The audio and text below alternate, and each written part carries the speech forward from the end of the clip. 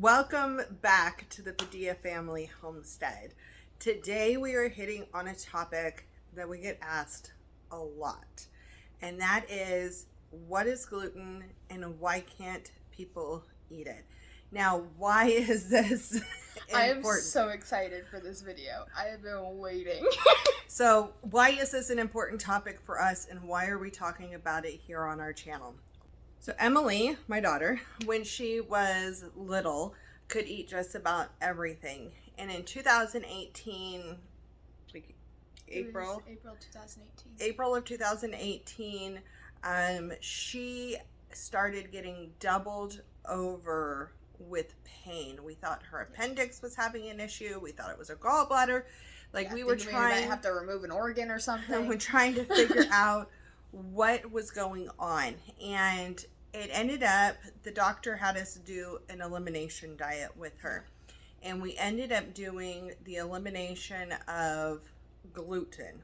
Yeah, I did not want to give up cheese. It was gluten or dairy, and if it didn't work with just gluten, then we would have to do dairy also. We did the gluten, got her off of that, and the pain got better. Mm-hmm. She was doing a lot better. We went about a year and a half without, with her just being gluten-free. She felt better, was doing great. There was a few things that she wanted to try, so we ended up, she slowly started eating gluten again, and was okay for a little bit. Yeah, because to preface this, some people's gluten intolerances do self-correct. Some of them do. Some do. So she was okay for a little bit, and then she started really noticing that she was really uncomfortable when she ate. And so she's been back gluten-free for a year now. A year again. And this time around, we have a lot more knowledge than we did the first time. And so we are in the kitchen a lot, doing a lot of things.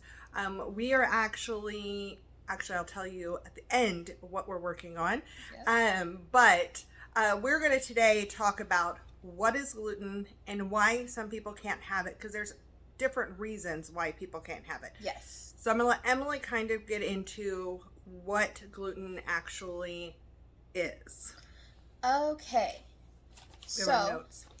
Yes. So, what is gluten? That is a huge question to unpack. Gluten is a bacteria or protein that can be found in different wheat products, because wheat itself does contain gluten, but it's not activated until it is mixed with water or a liquid that will activate it and make it come to life, essentially. And so it can be found in a lot of wheats and rye, barleys, all kinds of different stuff, which is why we can't eat normal bread. We can't eat normal pasta. There's beers that are going to have gluten. Some alcohols do have gluten in it. You'll find skincare products. Yeah. Salad dressings. Gatorade has gluten in it. Gatorade has gluten. Yep. Weird. I cannot drink Gatorade. So it's not just bread. And it's not just wheat, because it's wheat, barley, rye that have gluten. And again, gluten's in a lot in that. Those things contain it's just not gluten. Activated. Some people who have celiac though, so they can't even they shouldn't even be touching it, even if it's not activated. So there's different intolerance, there's different levels of intolerance. And so some of the health conditions that you aren't able to eat gluten with, or it can be optional or maybe cut down on it type of thing, are gluten intolerance, celiac disease, Crohn's disease, and PCOS. And these are just some of the ones that I've found and everything, because I've known people with Crohn's disease, and I do have PCOS, and I have a gluten intolerance, and I know people with celiac disease.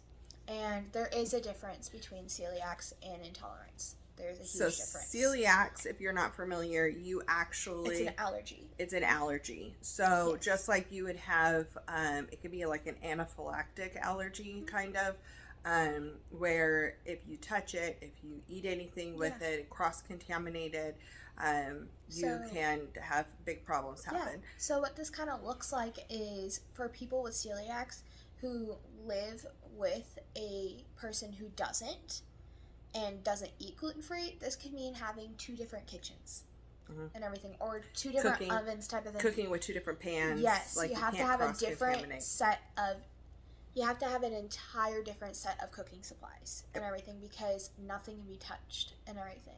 That, and like when you're growing stuff, I know we were talking about this earlier, you can't grow glutinous stuff next to non-gluten stuff. It depends on if it cross-contaminates. Yeah. So like oatmeal, we just thought that oatmeal was gluten-free all the way around, and then it gets cross-contaminated by being processed in the same plants or whatever, where they're processing wheat. Which it wheat. Can be that way. And it can be. So that's what you have to look for cross-contamination wise. Now, what they said is that when you're growing oats, and oats are grown in a field next to wheat, you can actually have a cross-contamination of gluten in the oats that are grown next to wheat. So I thought that was fascinating. We buy our oats in from Azure Standard in bulk, and we get the organic gluten-free oats there, and that just makes our life easier. So before we started buying the gluten-free ones, though, I was having like stomach aches, and I was just feeling yucky. I like had to go to the bathroom nonstop. Like it was bad. Like my insides were hurting when she would have I would eat the oatmeal, and I didn't realize. And I think that's 2 things. I think that could be cross-contamination, or it could be the pesticides. Yeah, because at first, when I first found out about my gluten intolerance, I like had to eliminate all cross-contamination too. I didn't go so far as to get different kitchen supplies and stuff, because we can't do that necessarily. Not everyone can do that. And so, but when it comes to different food products, like if I would use a gluten-free app type of thing to scan barcodes on the products to see if there's cross-contamination or if there's no cross-contamination, if it's actually certified gluten-free, because all the stuff with the certified gluten-free thing on it has no cross-contamination. Right. That is why. It shouldn't. Yes. So, to round it back, the gluten-free, what is gluten? So it is the protein that is it holds the bread together. It holds things together. Wheat, barley, and rye. And it kind of acts as that glue. That is what is rising kind of in the breads and so forth. And so there's different types of gluten content and things. And so we're already jumped into kind of why some people can't have it. Now, we've talked about celiacs. So let's talk about what this looks like for people with Crohn's disease and with PCOS. But first we're going to have to kind of dive into what those are. So Crohn's disease kind of is like, I'm not sure if you guys have heard of IBS, which is irritable bowel syndrome, where your body just has a really hard time processing different foods, and which is why a lot of people have to cut out inflammatory foods. I want to preface this, it's like IBS, but there's a lot more involved in it. Yes. And so we're using that as a description for processing foods wise, as for the gluten. Crohn's is a chronic disease that causes inflammation in your GI tract, essentially. And it can be anywhere between your mouth, it can inflame anywhere between your mouth and your butt, all the way down, or it can do certain sections. It's an interesting thing. And so a lot of what this means is you have to cut out inflammatory foods, which a lot of inflammatory foods are found in gluten and dairy. Those are huge, huge ones, which is why a lot of people with Crohn's disease do go gluten-free. And then PCOS is basically where your hormones are imbalanced. It's polycystic ovarian syndrome. There you go. And this is something I have, basically. And me. Yes. And we didn't know it until well, I got diagnosed with it. I had it, but I didn't know much about it. So Yeah. I was diagnosed probably around her age. Yeah. A little older than her. So there are 4 types of PCOS, and I get the honor of having all 4. She only has like 1. But basically there's type 1 inflammation, there's insulin resistance, there is adrenal fatigue, and there's hypothyroid. And honestly, with PCOS, I honestly recommend going gluten-free for all 4 of these.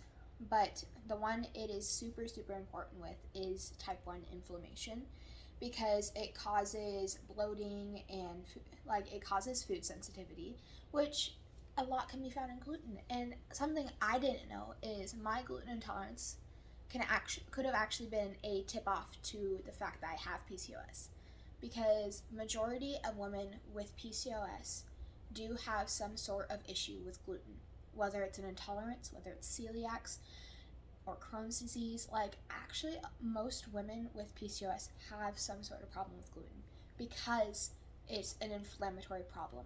Yep. And this is something, it also, like, with hormone levels, different things that you put in your breads, different things that you put in all this different stuff, it can imbalance your hormones.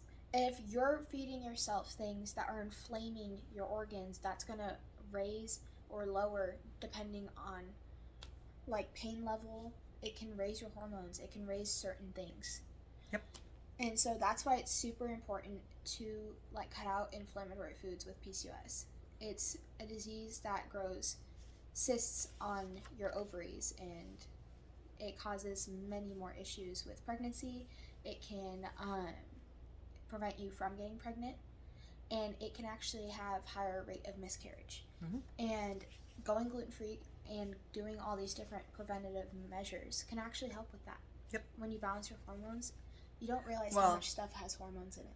Well, I think that's mainly where your gluten intolerance comes from, is from your PCOS. I noticed after I got diagnosed, because I only got diagnosed a few months ago. Yeah. It was like 4 or 5 months ago. And I didn't know I had it. And I went absolutely completely gluten-free after that. I was already kind of going there anyways because I was feeling better. Being gluten-free, I was less sluggish. But you went super strict. I went very strict. And I fudged one time because I didn't have anything else to eat. I was a dum-dum and didn't bring food with me. And I was in so much pain the next day. Like, my organs were sore type of thing. Like, they hurt. And I was bleeding. I was, like, in pain. Could not get out of bed for, like, 3 hours. And what we've noticed for you is it literally, it's all the organs. Yeah. It's your skin. My skin, too. I break out. It's when you are not doing it, and you can tell. It has helped you, actually, with the bloating aspect. Yeah. But going gluten-free, I think, was the kicker for you for late weight loss this summer as well. This summer, I've lost probably about 30 to 40 pounds, and like, I've exercised. Obviously, I went on a mission trip, and I was doing a lot of work there. I was doing workouts at home, too. I was exercising. I was getting everything I needed. I do sand volleyball with friends, too. Mm-hmm. But it's, like, the biggest thing. I was doing that even beforehand, though. Right. And I wasn't losing weight. But once I started fueling myself with more protein, because I have to eat a ton of protein for PCOS, and I started going gluten-free more, and I started fueling my body with what it needed and everything, and what it was craving while I was denying it, everything started getting better. I started feeling more energized. I started feeling less pain. It was way better. Gluten intolerance, some people's bodies just don't process it, and there's different reasons why. Sometimes it's because it's not like a full allergy, but their body just does not process wheat, period, or gluten, period. And that's kind of how my body is. It's been that direction. Yeah. So, though, the other thing is that I want to touch on is if you are having a gluten intolerance, not a gluten allergy. This does not go for very big difference. This does not go for like celiacs and stuff like that. But if you are in the trial and error phase of trying to figure out what is going to work for you and what is causing the issues, the wheat that we eat today is very different than the wheat that they ate 1,000 years ago. And there's two big things that happened that started changing the wheat and how our bodies actually process it. So in 1870, the modern steel roller mill was invented. And this took the place of the stone mills that kind of like crushed the wheat berries, because when wheat grows, it's in a berry. It's like a little grain, kind of like rice, and they call it wheat berries. And then that was crushed with a stone, and then you get the germ, the bran, and the endosperm. And I think endosperm is what is actually the flour, right? And so you got the germ, the bran, and the endosperm all together, and that was your flour, right? If you got anything that had all of that germ and bran sifted out of it, it was like the fancier flour, and not very many people had it. Well, when this new mill was brought into place, it kind of like chopped them. And so the germ and the bran could get separated. And that made the fancy flour available for everybody, right? To be able to get access to it, anybody who had access to it. So it separated it faster than the old stone mills. The different parts of the grain were separated out. And then guess what happened with that? Guess where most of the nutrients are? They're in the germ and the bran, right? In the bran. All the things getting gotten rid of. Out of it. So it lacked a ton of nutrients. I'm making sure I'm looking at my notes so I get my information right. So it lacked a lot of nutrients. Well, when you're lacking a lot of nutrients, what they found out is pests didn't want it. Mice didn't want it, all the rodents, things like that. They didn't want it the same way that they wanted the grain and the flour that had everything in it. Kind of should have been a cue there in my mind. Yeah. So you still would get like the weevils and stuff like that in it. It's the things their bodies are craving, which is why they're going after it. But now that's not there, which is the same thing our bodies need. They don't want it anymore. Right. And it was able to be stored longer, so it could be shipped to further places and so forth, because it didn't have the nutrients that were going to go rancid. And so that was the first big thing that happened, right? You started losing your nutrients because you're separating all of this stuff out.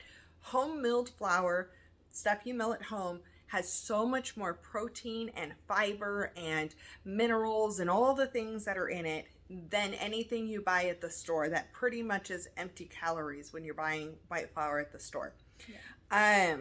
So with that, the other thing that happened is in the 1950s to 60s, there was this movement called the Green Revolution.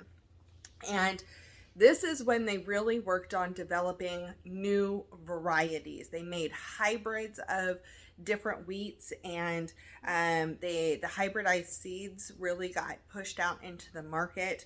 You started seeing synthetic fertilizers a lot more. You started seeing the use of pesticides. And so what happened was these new breeds of seeds were all about efficiency.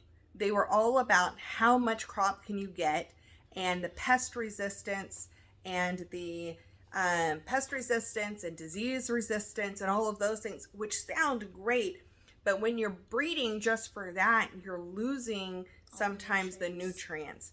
And so we started losing the nutrient content in the wheat. Then from there, they also were working on getting different types that had actually higher gluten content. So there's actually stuff in the bran that helps you process and deal with eating and processing the gluten that you are getting and doing in the high gluten, just white flour, right? And so when you take that out of it, it's stopping your body, giving it the thing that it needs to help process that. And so that's why they didn't do that. Like, that's why people were able to eat wheat better before than they are able to now. Yeah. And so for thousands of years, we were able to grow, process, mill, store flour and grains. And I'm sure at some point then there were people who couldn't eat it, because I think there's people who are allergic to anything at any time. But I think that with the difference of how we grow it now, how it's processed and pushed to stores, the availability to the consumer, and It's different. it changes it. It changes it. And there were big power companies in the 1950s and 60s who really were a part of pushing that out. And that was like mainly driven by like DuPont and Monsanto and a few others. But Monsanto is like doesn't have a lot of good stuff out there, and so they have a lot of the pesticides that are getting out into the gardens and ruining the home gardens now. So I just would really look into, if you are having a gluten intolerance, looking at why do you have the intolerance. Okay, so maybe it's, let's get the better flour first. Okay, I mean, get the blood test, get the test to find out if you're celiac. I think that's first, because right? there's so many, there's blood tests, there's endoscopy that you can get done that looks at your organs to see if your organs are getting damaged. Because when you have celiacs, it looks like legit scratches on your organs and everything, and it actually permanently damages your organs and or could kill you. And so definitely get tested. Start that first. Yes. And then as you're doing your process of elimination, look for the ancient grains. So if we are not doing gluten-free, then I am doing organic flour, or I am home milling my own organic berries. And so I still get some of the organic flour from Azure in the big bulk, because sometimes I just need that for the ease, right? However, I do have a bunch of the wheat berries that I'm trying to get into using more and more and replacing things. And spelt is an ancient grain. It has a lower gluten content, and it's easier for your body to digest. I've heard the same thing about einkorn. I haven't personally used einkorn. Spelt is what? Sourdough. Spelt is what I use the most. Sourdough also is another great thing when it comes to utilizing good digestive properties when it comes to gluten. And so basically the sourdough is a ferment, and it's pre-feeding on the stuff. It's a good bacteria that's in it, and it pre-feeds and starts to digest that the gluten. And then as you cook it, you're killing that good bacteria, but it's still better for your body. The other thing is you can actually sprout wheat berries and get the process and get some of the stuff to disappear out of that, and that can stop some of the bloating and things. Yeah. You can sprout it, dry it, and then mill it. So there's all different options out there. So I would try seeing if you actually have a gluten intolerance, or if you have a modern day wheat intolerance.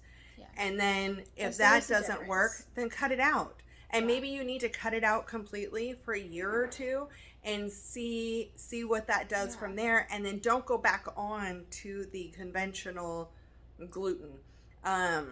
There's just a lot there. So we have learned a whole lot regarding that. So for me personally, we have tried the spelt and we have tried sourdough. We've tried all kinds of different options for good, like, I don't want to say good gluten, but like it's better than all the like store-bought trash that you can get and everything that isn't necessarily like super real and filled with actual nutrients. And I didn't have as big of a reaction, but it was still painful.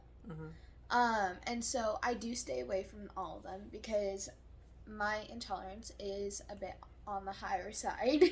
But if you're going to cheat for any reason, it's going to be with a sourdough or with something made with spelt. Or if I'm like out in public and I forgot to bring food, because if y'all are my fellow gluten-free people, you know everywhere we go we bring food. Now, the thing to remember is sourdough in the store, if you're going to the grocery store and buying a loaf of bread that says sourdough on it, that may actually not be good fermented for you sourdough. It could just be sour flavor. Sourdough flavored. Yep. And that, like, I didn't killed even my know brain that cells when until I you found told that me out. about that. I was like, are you I kidding didn't me? know. So there are things to look at. And so I would really look at where stuff is coming from. So that's kind of, we're going to go into a whole bunch of stuff this fall and into the next year, because with her going fully gluten-free and her being 18 now, it is time to get her the skills that she needs to be able to provide food for herself and to create meals for herself, where it's easy but not easy. I mean, Also corn on the cheap tortillas side, too. corn tortillas like replaced all bread that first year Pretty that she much. ever had an issue. I was a rabbit who ate lettuce and carrots and stuff, who stayed away from certain dressings, and who ate a bunch of corn tortillas. You can do corn tortillas with soup. You can eat corn tortillas with, like, just make taco. Anything can go as a taco. Soups can be hit or miss, though, because soups, actually, a lot of them contain gluten because it's a thickening agent, which is why you want to look for soups that have either, like, if you make soup, put gluten-free flour in it if you want it as a thickening agent, or cornstarch. Cornstarch is another good one. Yeah, I don't add a thickener to my soup, so it doesn't worry. It's a homemade soups. But you can use it in place of bread for almost everything. Homemade corn tortillas are delicious.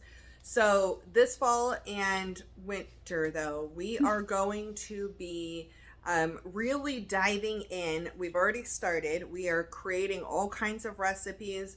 We're starting this fall with pumpkin, everything pumpkin. My daughter is obsessed with pumpkin cream cheese and muffins from Starbucks, and so she is addicted to all the pumpkin-y things. And this is probably the hardest time now, and Christmas are the hardest times for her. That's my birthday, because it's also winter. Like, fall and winter are the hardest seasons when it comes to food, because there's baked goods everywhere, and everything smells delicious, and yet she can't eat it. And so it's like walking past Cinnabon in the mall. It's like, oh yeah, I smell the gluten there. So this season we're switching our focus a little bit. We're still going to have gardening. We're still going to have regular sourdough recipes, and we're still going to have lots of stuff. But we are working on having probably one video a week is our goal. We'll see how that goes. But one video a week that is based around gluten-free baking. And then so I know you are. This is going to be a solution. As we're doing this, we're actually creating recipes. We're taking things, blending them, making them the way we want them to. We're making it our own. They're not going to be completely dairy-free. We might get to that point because she has to limit her dairy. Yes. So we're not gonna get rid of the dairy at this point. She does limit her dairy, but she's fine having it. And so we're going through a bunch of recipes. So we're hitting out with a bunch of pumpkin stuff coming up here in September and October. Stay tuned for that. I will have some recipes for you guys. And I mean, we are in full pumpkin spice season right now. As of August 1st. My husband is laughing, and he's like, oh my gosh, so much pumpkin. So we are in the throes of it. So stay tuned for that. And then if you have anybody who has gluten intolerances and so forth that are looking for recipes to home bake at home, it is so much cheaper to make it yourself.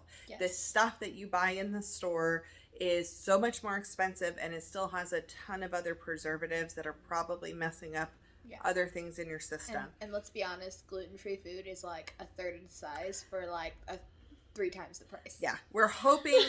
We have not mastered it yet, the bread, but we are hoping to actually have sandwich bread for you. But crossing our fingers, praying. Don't count on that yet. We've got to master that. But we're starting with some of the fun holiday things that a lot of times kids or adults really feel like they miss out on during the holiday season. Yeah. And getting things that are easy to make, that are winners, that don't taste chalky, that Don't I crumble am when you not touch gluten it. free. My husband is not gluten free, and yet these things are delicious. I have no problem just making the gluten free version. I Yeah. don't feel like I'm missing anything. So that's our goal, is to make it taste so good for you, but then also be inexpensive, and just hit that need, that craving that you have. Yes. And help you be able to go gluten free, not because of a diet fad, but because this is what is going to fill Yeah. your body, if that's the Exactly. case for you. So many times there's a lot of assumptions that like all the gluten-free people that go to the restaurants and everything and ask for, hey, can it be made on a different stove or like different pan type of thing, because I have this. It's our brains as a society immediately go to the fad and everything. When in reality, a lot of us have serious health conditions and everything that require us to go gluten-free. Yep. And we're trying to fuel our bodies the best we can, just like everyone else is. So that's our big news for this fall and this holiday season. We are super excited about it. Our biggest thing is helping you to fuel your body with what you need. My husband is lower sugar. I am lower sodium. My daughter is gluten free. Like, everybody has their thing, and this may not be your thing, but I'm hoping this inspires you to figure out what your thing is and go from there. Exactly. We are working on the first round being gluten-free of these recipes, and then I hope to have a whole slew of the similar recipes, if not the same recipes, in just regular form for anybody who wants to have that as well, because that's what it is. But our big thing is, there is a problem for her. Yeah. And her problem is she can't, well, one, we can't afford all the stuff. Yeah. Two, it's expensive. It's hard to find some of the things. They're not out there as a gluten-free option. Yeah. Number three, she's growing up, and she needs to have the skills and a recipe book for her to be able to go into her adulthood and be able to be a mom in the future and so forth, and have these things already there and ready for her. So I hope that this helped answer some questions on kind of what gluten is, if you didn't know, and kind of why some people can't have it, and then what our plans are to combat that for our family, and for her. So thank you for joining us. We're excited you're here. Stay tuned once a week for the foreseeable future for something gluten-free from our kitchen. And we will see you on the next video.